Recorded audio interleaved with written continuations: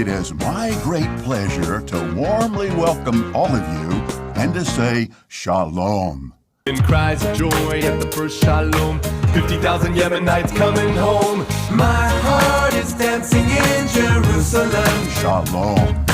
My heart is dancing in Jerusalem. Shalom. My heart is dancing in Jerusalem.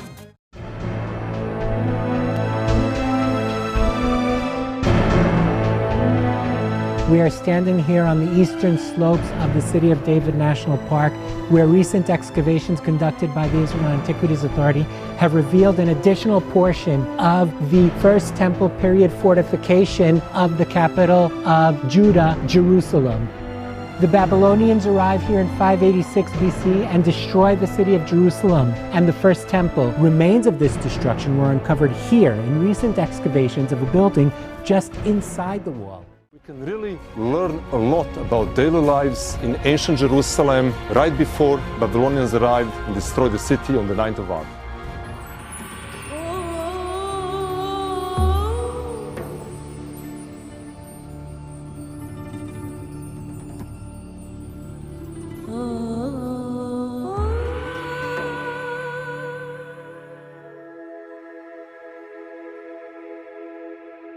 By the waters of Babylon, there we sat down and wept when we remembered Zion. On the willows there we hung up our lyres, for there our captors required of us songs, and our tormentors mirth, saying, "Sing us one of the songs of Zion." How shall we sing the Lord's song in a foreign land? If I forget you, O Jerusalem, let my right hand forget its skill. Let my tongue stick to the roof of my mouth if I do not remember you, if I do not set Jerusalem above my highest joy. Remember, O Lord, against the Edomites, the day of Jerusalem, how they said, lay it bare down to its foundations. O daughter of Babylon, doomed to be destroyed, blessed shall he be who repays you with what you have done to us. Blessed shall he be who takes your little ones and dashes them against the rock.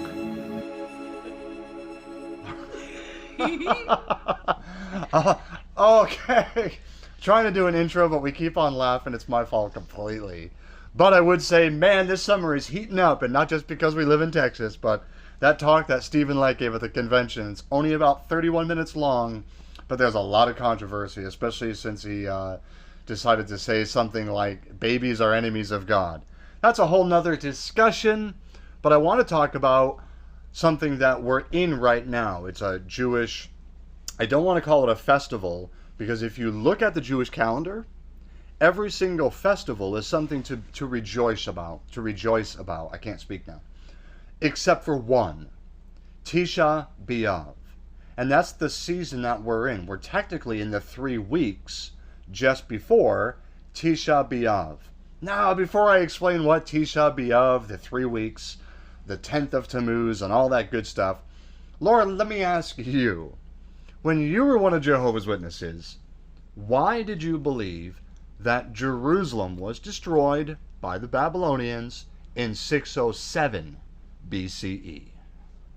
Because the book we studied on Thursday nights, the big blue book called All Scriptures Inspired, You studied that book? said that it was in 607 BCE, and also the Kingdom Ministry. Ooh. Okay, so did you ever question that date, by the way, before you started to wake up? Did you ever think is 607, is that legit? Or did you find any controversy? No, I just knew that was, if they're asking for a date, that's always the answer. Usually is 607. Yeah, no, exactly. I think I just took it at face value too. I don't remember where I first saw it. In fact, I think maybe the Live Forever book. Remember it had that page, the book that opens up, and it has 2 pages, and it has the big arrows, 607 to 1914. Yeah. So I think, like you and me, many people who are Jehovah's Witnesses just kind of take the 607 thing at face value. Watchtower says it, and we believe it. They do that with a lot of stuff the Watchtower teaches. Mm-hmm. But the reason I wanted to talk about that subject is because I think the season that we're in, this is a very special, it's a time of mourning for the Jews, where they look back in history and say, life wasn't always all that great. We had a lot of tough times. We had a lot of things that we were dealing with. And so this Tisha B'Av is actually a celebration coming up this year. It's August 6th, starting at sunset, going into August 7th. So then it's one day.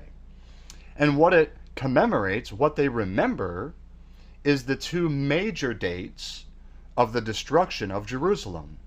Did you know that the destruction of Jerusalem in Babylon and also done by the Romans happened on the same exact day and the same exact month? Just different years. So both destructions happened on Tisha B'Av. Av, AV, on the Hebrew calendar, is a month.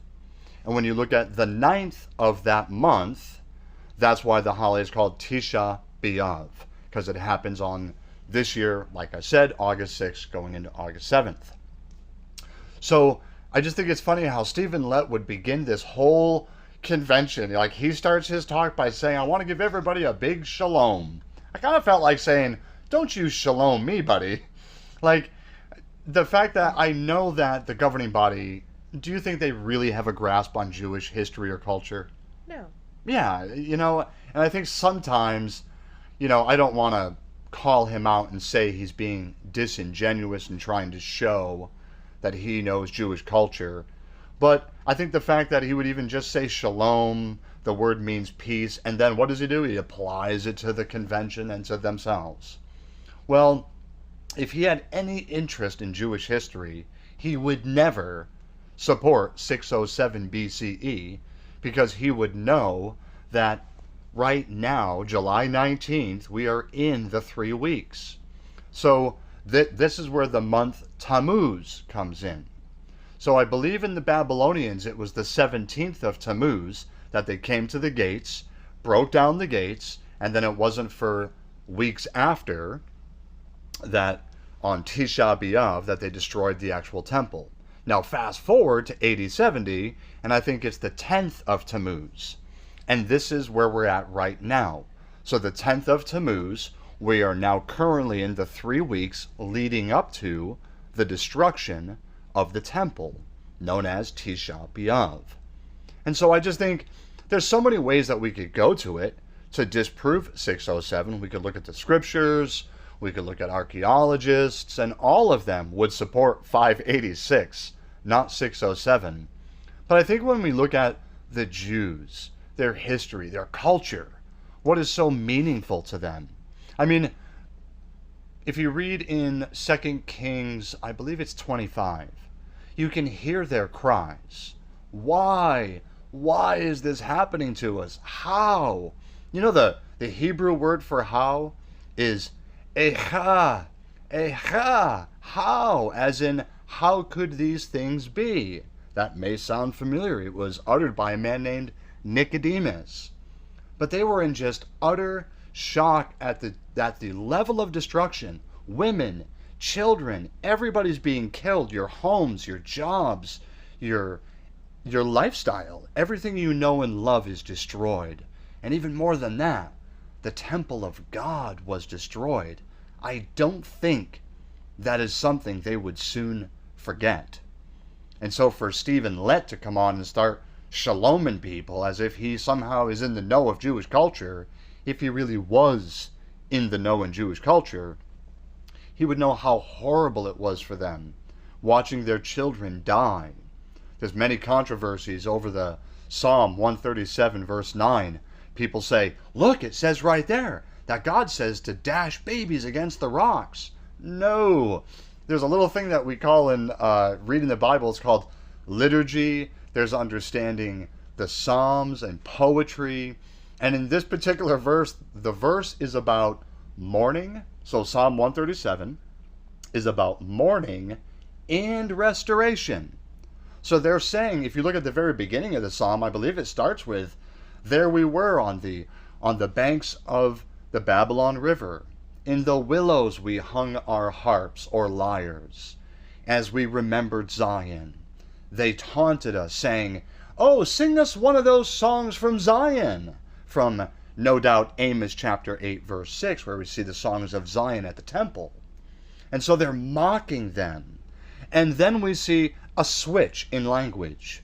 We went from mourning to now we're going to restoration, where God says, "I will not forget you. If I do, let my tongue be stuck to the roof of my mouth. Let my left hand and right hand not know their skills anymore." And then in language it says, "Let it be allowed what happened to us happened to them." So blessed, when it says it doesn't mean happy. There's different types of usages of the word blessed. So if God's blessing you, that's one kind.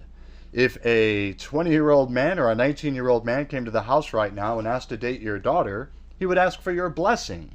He would ask you to allow it. And so what God is saying, this is not a prescriptive text to go kill babies. God is saying, what they did to you, I will allow to have happen to them. Nowhere in Scripture does God encourage people to bash babies against rocks. That's just not understanding the Scriptures, liturgy, and poetry and how it works. What we do see is the mourning and the restoration. Them asking for God for justice. Imagine being in Ukraine right now, and your families and your businesses, your little babies, your children, your wife, your families, they're being bombed and destroyed. I don't know that it would be a big shock for someone to hear them to say, "I hope what they did to us happens to them." It's called justice. You want what's done to you done to that person. I hope that happens to you. And for some, that may not feel very good. It doesn't sound right. Well, we live in a different culture. The culture back then was different than the culture we live in today. Behind our little computers with Google, our air conditioning, iced tea, and whatever else we have. It wasn't like that back then. So history and context really matter.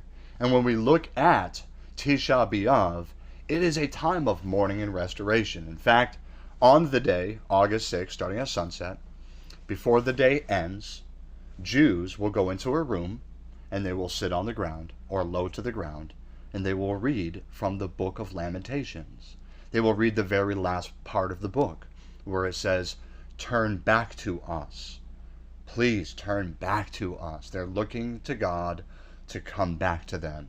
And then without saying a word, every Jew will just get up, not say a word, and just go home. And it is then, the next day, that they will begin to rejoice in the restoration, or for them, that the Messiah would come soon and restore Jerusalem to what it once was. So culture really matters, especially in this case. And I believe that just this one holiday, if you will, can debunk the whole 607 issue. You can go down the road of pointing out all the different facts, and I think that is very important and helpful. But if you're looking for a quick way to do it, just tell your Jehovah's Witness friend, go to Jerusalem today, like right now, and see what they're doing. And ask them if Jerusalem was destroyed in 607 or 586. They're all going to tell you 586. That's the day that we commemorate, and AD 70, and also other things now, atrocities like the Nazis, the things that have been done to the Jewish people, that also is now put on as something that they mourn about, that life isn't always good. But they always look to restoration. They are awaiting the Messiah to restore all things. So it makes sense. Does that make sense? Mm-hmm. Yeah. You think that's a kind of a maybe a faster way to show a Jehovah's Witness? I really don't know. That's a good question. Yeah. That's okay. I really don't know. I don't Yeah. think they'll listen. Yep. I just think for everyone's different. I think when we look at the methodology of how we talk to Jehovah's Witnesses, some people like to use the different dates or the archaeology, the Bible with all the different scriptures, well, 2 Kings chapter 25, Psalm 137, and they can do that, and that's good. And I think there's other different types of methodologies, and the ones that I like typically end up in somehow the Jewish or Greek language or their customs. And I see how it fits into what they were thinking then and what they're thinking now, and how that would even jive with anything the Watchtower teaches about Jewish history, especially 607 BCE as a false date. And the reason, if you don't know, I'll just mention this real fast. The reason Laura and I harp on 607 BCE is because the Watchtower teaches that the end is coming any day now. We are living in the last days before the last days of the last days of the last days of the last days. And it just keeps going. In order to find out the last day, when did it start? If you ask one of Jehovah's Witnesses, they'll tell you 1914. But for 1914 to work, they have to have 607 BCE. They say, just do the math. It's 2,520 years with no 0 year. But if you kick out 607 BCE from under their feet, they have nothing to land on except for the truth, which will debunk their whole system, the whole fear factor that they use to stay close to us and the organization if you want to have Jehovah's approval and if you want to survive Armageddon. Isn't that true? Yeah. Yeah, they used 1914 for a lot of things. And so I think if you can just get behind the 1914 to what's holding it up and knock it off its high horse, it's pretty easy to disprove it. And so the methodology that I chose for this video used the culture and the history. So is there anything you want to say before we kind of... No, you're good? Okay. Well, okay. So Laura wasn't really feeling all that great today, and I pulled her into this anyway. So thank her for putting up with this, me, and thank you guys for watching, and we will catch you next time. Oh yeah. Shalom. Soon we'll be dancing in Jerusalem. The whole world dancing in Jerusalem. Your heart is dancing in Jerusalem. Time to come home to Jerusalem. Shalom.